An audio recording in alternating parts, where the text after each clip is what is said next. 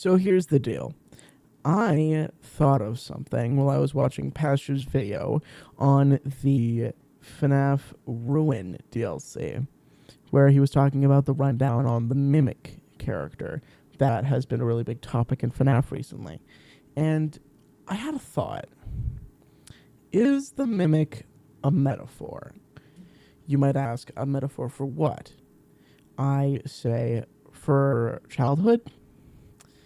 The Mimic could possibly... Now, this is just me coming to conclusions based off my own knowledge of the Five Nights at Freddy's, like, books and shit. But from what I can tell, the Mimic seems to me like a metaphor for how children can learn abusive tendencies from their parents and how that can morph them into worse people based off their environment. Now, you're going to probably say, Jay, do you have any fucking evidence for that? You want to let me think about that? No. So my thought process is, think about what goes on in the Mimic storyline. He gets created and then learns to mimic a child's behavior.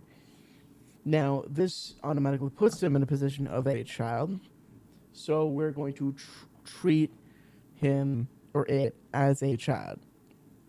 Now, how would a child be in this situation? So, instead of it being just a robot that mimics a kid, let's just say it's this kid's sibling.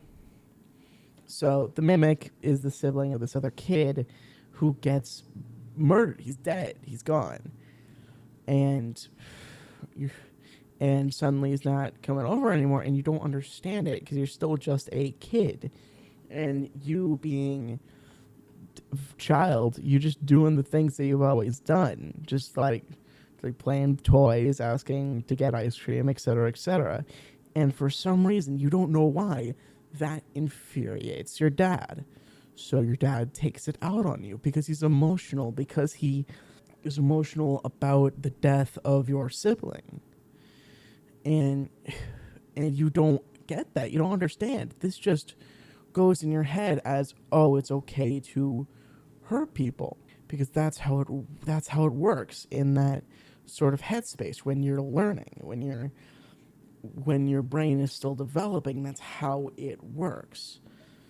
But you might want to take this with a grain of salt from me, because I am still in high school. I'm not very read up on the subject. That's just how it sounded to me, and I thought I'd just get this out so that when Matt Pat inevitably makes a video on this, I could get a shout out, because I did first. Matt Pat, fuck you.